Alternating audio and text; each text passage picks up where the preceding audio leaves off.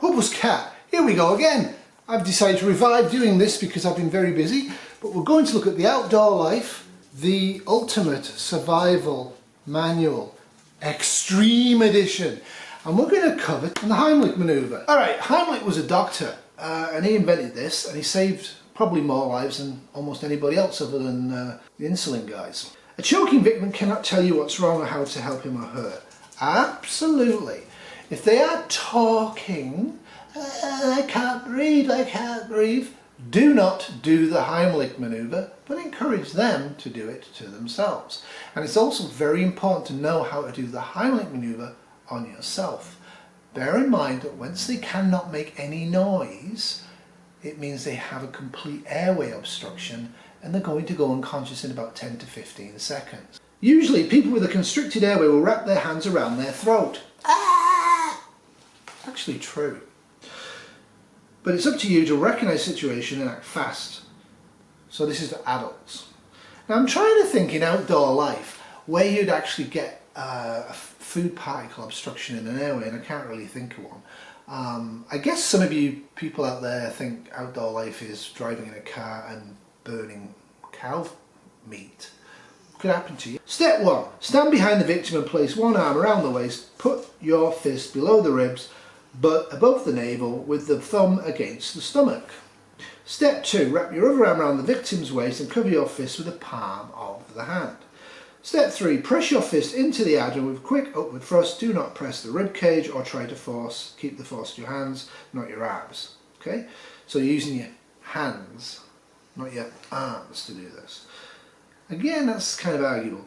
Repeat the thrust until the object is dislodged and the airway is cleared. If you cannot reach around the victim's waist, or if the victim is unconscious, move the person to a supine position on the floor. Think about that for a minute. And perform the manoeuvre while straddling the hips or legs. Okay, so there's a whole bunch of stuff wrong with this. First of all, they're right. However, before you put your arms around somebody who is still conscious, do tell them what you're doing, and do make sure people around you know what you're doing. They might be messing around. This happens. Oh no, I can't talk at all. If I can talk, leave me be, encourage me to cough and move around and get rid of it myself, okay? Mr. Behr. So, there's my navel, there's my hand, there's my thumb, against there. So assume I'm behind myself here.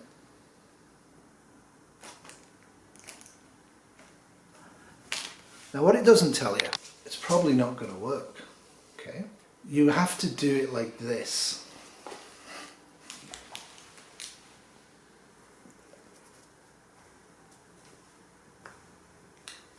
That's doing absolutely nothing to get force. The idea is that you compress the lungs from beneath and push them up. So the obstruction then comes out and they cough it out. Probably with vomit as well. So do it like this. Mr. Behr, are you okay? Do you need help? Give them a moment, see if he's responding. Non-verbal. He's got an airway obstruction. He also looks distressed, right? Don't go doing this to people asleep. What I want to do is I want to get behind him. Stay there, Behr. Get behind him. Find his navel. And dogs do have navels. And this is actually a good position. Can get the hand like this, in. Put the other hand on top. And then, I didn't do anything. I didn't do anything. And then pull, okay? So you're actually going to compress. Come here. Behr. Come here. You can trust me, absolutely. Come here, Behr. You can trust me. Come here. You can trust me. You can trust me. You can trust me, Behr. Come on, Behr. Come back into visual. Okay. Good boy. Good girl. Now the other thing the book doesn't tell you is that within about 10 to 20 seconds of complete airway obstruction, they're going to go into respiratory arrest. They're going to collapse and hit the ground because of lack of oxygen to the brain. Now if you've had training, you're going to be able to assess that. If you haven't had training, you wonder what the heck's going on.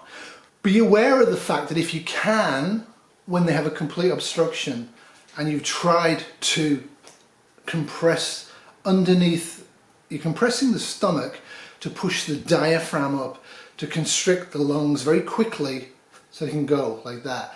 If they're conscious, tell them to go, as you go in, go breathe out, breathe out, breathe out. Just keep going like that. And you tell them that and you give them the, because any efforts they can do, plus what you're doing, might help. If they're going to go unconscious, gently ease them to the ground, which means for most people, unless you're strong, let them fall to the ground and trying to prevent them getting a head injury, because you ain't going to lower anybody to the ground. If I go suddenly unconscious on somebody who's 120 pounds, you're going to hurt yourself trying to save me, trust me on that. On the ground, flat on the back, assess for the cardiac. The heart should be beating. Breathing, and there's nothing. Move the head, tilt, scoop, try and get anything you can see out. You probably won't be able to. They've had a complete obstruction. This is nailed in. So you do it on the ground, and the way you do it on the ground is exactly the same as you were doing from behind them, but in front of them. Okay? So you go like this, and sorry, I can't. Are you choking? Are you choking? Come here. Hold still. Patoop, patoop, patoop. Spew. Go for it. Well done. So do you want to show your hands? Because you're doing it perfectly. Because you're trained. So put the first hand on, show me how you're doing it. Above the navel. And how are you pulling? Up. Up. In and up. Up. Up. In and up. And that's working a lot better than when I was doing it. Alright, please stop. Well, thanks Kitty for that. That was a lot better than demonstrated on myself or on the dogs, as you can see. What do you do if you're on your own? Because that does happen. If you bolt your food down. Remember your mother used to tell you to chew your food before you swallowed it? That was why. It's a lot rarer. Me and Kitty have never actually done Heimlich for real, and Professor Heimlich himself actually only ever did it for real very, very recently. But they estimate he saved about 50,000 people since about 1978 with this manoeuvre. So if you're on your own, what you want to do is you want to replace the hand that goes like that and goes below the rib cage, just below the rib cage, and pushes the stomach contents up, pushing the diaphragm up to make the air in the lungs go like that, to blow the obstruction out, hopefully. So what do you do if you are on your own? Well, you use a chair or you use a table. So let's imagine that Huples' cat has decided to start choking. A couple of things with this. People have embarrassment in social circumstances. If you are choking, you're in a life or death struggle. Like I said, you've got about 10 to 20 seconds before you actually go unconscious. So like I was saying, you've got about 10 to 20 seconds before you go unconscious. And in social circumstances, people do get embarrassed. And they use that time going... Anytime somebody goes... If you cannot hear them, worry. Do the Heimlich immediately on them. It's a lot easier to do it with them cooperative than it is with them unconscious. Now if they're going like this, encourage them to blow the air, and you might want to encourage them to do this. Now if you're on your own, this is what you do, and you might encourage them to do this, or you might do the Heimlich on the person who's going like that. Blow at the back works as well. Okay, babies and children are different. Look it up, get some training.